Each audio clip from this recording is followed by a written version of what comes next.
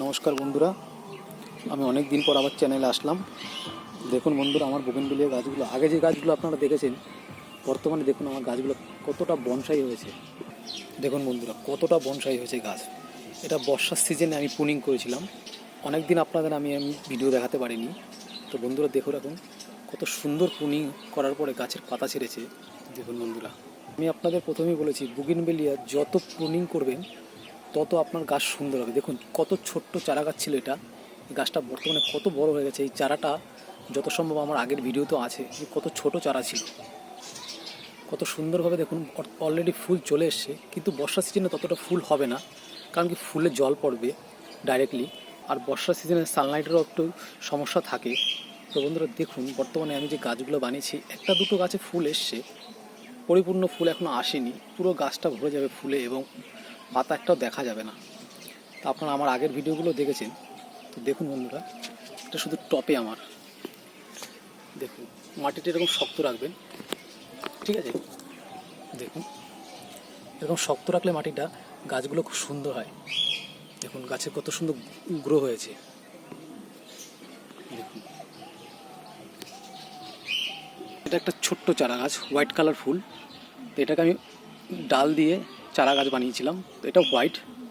আগেও আমি বন্ধুরা আপনাদের বলেছি, সব থেকে সুন্দর বোগেনভিলিয়া ফুলের মধ্যে হোয়াইট ফুলটা সব থেকে সুন্দর লাগে। দেখুন বর্তমানে এই ছোট্ট চারা গাছটা তাই কত সুন্দরভাবে গ্রো করেছে। দেখুন বন্ধুরা, আপনাদের আমি প্রথমেই বলি যে ফার্টিলাইজার আপনারা ইউজ করবেন, অবশ্য করে মাথায় রাখবেন এই গাছ কিন্তু নাইট্রোজেন পছন্দ করে না। যেমন গোবর সার, চায়ের পাতা, যে সারের মধ্যে নাইট্রোজেন আছে সেই নাইট্রোজেন সার যত সম্ভব দেবেন না, ঠিক আছে? আর এই গাছ যত পারবেন আপনারা মাসে দুবার পটাশ, অবশ্যই পটাশটা দেবেন। পটাশটা খুব পছন্দ করে তারা। এই গাছের ফেভারিট ফার্টিলাইজারের মধ্যে পটাশটা কিন্তু 1 নম্বরে আছে। দেখুন কত সুন্দরভাবে বনসাই হয়েছে। তা আমি শুধু পটাশ, সিঙ্গেল সুপার ফসফেট, নিমখোল, হাড়ের গুঁড়ো, শুধুমাত্র এই 4টে ফার্টিলাইজার মিক্সিং করে আমি আপাতত 4 মাস থেকে 5 মাস ইউজ করেছি। এক্সট্রা কোনো কিছু ফার্টিলাইজার ইউজ করিনি। আর বর্ষা সিজনে তেমন ফার্টিলাইজার ইউজ করার কোনো প্রয়োজন নেই, ঠিক আছে? কিন্তু বর্ষা সিজনে প্রচুর ডালপাড়া বেলায় ডালগুলো অবশ্যই ছেটে দেবেন, তাহলে আপনার গাছটাও গ্রো করবে। আর চারিদিক থেকে দেখুন এত ডালপালা ছেড়েছে গাছগুলোতে। তাহলে ভাবুন বন্ধুরা, যখন গাছে ফুল আসবে, প্রতিটা ডালে যখন ফুল আসবে তখন কেমন ফুল ফুটবে গাছে। যত ডাল যত কোড় বেরোবে তত আপনার গাছে ফুল বেশি দেবে। এই গাছ খুব একটা যত্ন পছন্দ করে না। আর জলের তো প্রথমেই বলেছিলাম আপনাদের ভিডিওতে, জলটা যত কম দেবেন ততই ভালো।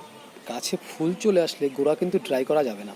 গাছে ফুল চলে আসলে সবসময় গোড়াটা ভিজে রাখতে হবে। আর যখন আপনারা জল দেবেন তখন শুধুমাত্র এই গোড়ায় জল দেবেন, এই গোড়াতে জল দেবেন, ঠিক আছে?